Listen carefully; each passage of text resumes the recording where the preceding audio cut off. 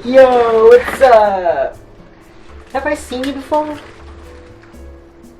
Yeah, I feel like I've seen you before. Oh right, last week. Yep, yeah. Right, I totally forgot. Like we meet every week on this channel to talk about art. Yeah, I just remember last week we talked about how finding your art style is overrated. Right? Yeah. Oh, if you forgot, you can click it right here. That's okay. We can catch up soon later about that if you forgot about it, right? Okay, so today we are going to talk about what I learned this week about art. Okay, let me go first and then you can go next in the comments. Alright, I'm sitting in this chair right now, it's turning like crazy. Now for this video I'll be talking about design principles. Why do you need to implement design principles to make your art look instantly better? And what are those design principles? And how do you actually apply this principle? I'm going to explain to all of you here right now, so stick and watch this video until the end. Intro! So why do you need to learn about these design principles? Like, can I just do art, Najib? Like, I just want to do art, alright? So, let me tell you something, like, what if your art is just bad? Alright, okay, I'm sorry, okay, art is subjective, alright. But don't you have that time when you like really frustrated with your art skills? Like, I know it because I've gone through it myself where I have really high taste and my skill is just not up to that taste yet. You know, artists tend to go through that and I understand that. For me, I really like reaching out to people with my art. I really like expressing my feelings, my thoughts through my art, and I want it to reach people. So how do I do it if my art is just not up there yet? It is just not aesthetically pleasing, right? How do I do that? So I have set up this chart here where in one circle it said bad art and the other it said good art. So how do you find this sweet spot here where your art doesn't really have to look good or bad, and it will bring the most value because it will reach the audience heart and mind? How do you do that?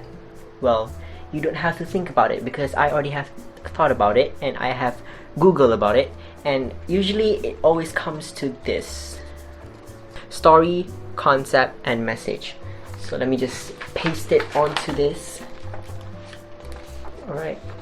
Now, disclaimer, you don't necessarily have to make art that has a story, message, and concept. You know, you can just make art for fun that has no meaning at all. Just for fun, there's no problem with it. I'm just doing this video to help you create content and art that will bring a lot of value to people, you know. And how do you make good story, concept, and messages to implement into your art? And that is with good design. So that is it. Oh my god, it's upside down. Good design. If your art skill is just bad, you can focus on a little bit of design, put a little bit of design concepts into there, and it will definitely bring your art a notch higher, right?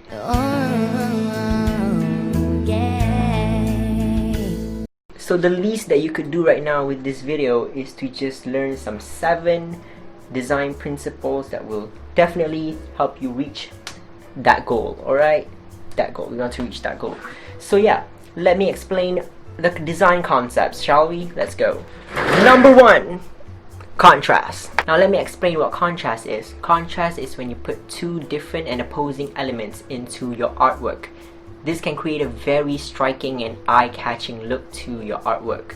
With contrast, you can really make your artwork just pop like that. That is why probably every time you go to your explore page on your Instagram account, you probably click on the most high contrast picture. Because why? Because it works. The design principle works. It just catch your eye right away, just like that. Now, contrast can happen in a lot of different areas, such as colors, space, and sizes. Number 2, emphasis. Okay, that's enough. So what is this design principle of emphasis and how do I use it, right? So emphasis is basically when you choose an element in your artwork to put a lot of focus on. You are really trying to catch people's eye and then bring directly onto that element straight away in your artwork. That is what emphasis do. And then you can bring people's attention to that specific element by breaking a pattern like this, create converging lines, or you can do it with colors, or you can also do it with negative space. I really like using negative space recently in my Instagram artwork. If you can check out my environment studies series, I really like using a lot of negative space recently. So yeah, that's part of how I put emphasis onto my artwork. Number 3 would be balance and alignment. Now the design principle of balance and alignment gives stability to your art. Now there is 2 ways that you can approach this design principle. Number 1, which will be symmetry. Number second, what the hell, number 2nd? I'm sorry guys. Number 2 would be asymmetry. Now what is symmetry? Symmetry is basically when you put equally weighted elements onto your artwork, either left, right, up, down, diagonally, whatever. But yeah, it's basically equally weighted elements. On the other hand, what is asymmetry? Asymmetry is basically when you put 2 unequally weighted elements on 2 sides of your artwork. Now it is said to be that using asymmetry can create more bold and interesting design, while using symmetry can create more secure and pleasing design into your artwork. Number 4 would be unity. Now from what I've learned, unity is the combination of themes and ideas that complements each other. Here's how it would work. The different elements in this picture right here, if you zoom out, it will create a one big picture. So you see that? That's pretty interesting, right? By using the design principle of unity, you can also create the feeling of wholesomeness, stability, and strength. Number 5. Harmony. The difference between unity and harmony is that unity is when you have the similar ideas, concept, and themes in your artwork. Now instead, for harmony, all you need is similar visual elements. Alright, similar visual elements. Now this is personally my opinion. I would think that harmony would create unity, because when a person sees your similar visual elements first, then your similar concept, idea, and theme that you want to be reach onto your audience minds would be reach onto your audience minds, right? Number 6 would be movement. Ooh, look at my hands. Ooh, I can do this. Can you do this? I have like very flappy hands. Now what does the design principle of movement even do, right? Let me tell you, the design principle of movement can help your audience's eye move from one point to another, alright? It can create motion in your art, even though there is actually nothing that is physically moving, and it can also make your artwork look more energetic. Movements can be created using leading lines such as straight lines, S-curves, and C-curves. By using the design principle of movement, it can also increase your visual storytelling into your artwork. And at number 7, we have variety. Now variety is simply said is a mix of design principles into your artwork. It can create very organic and natural looking elements in your artwork. Let's say if you want to paint a forest, alright? Let's say if you want to paint a forest, you can't just paint one tree, right? You have to paint a variety of trees. And that variety of trees, you know, that theme, the idea of trees together, that creates unity, and that same color creates harmony.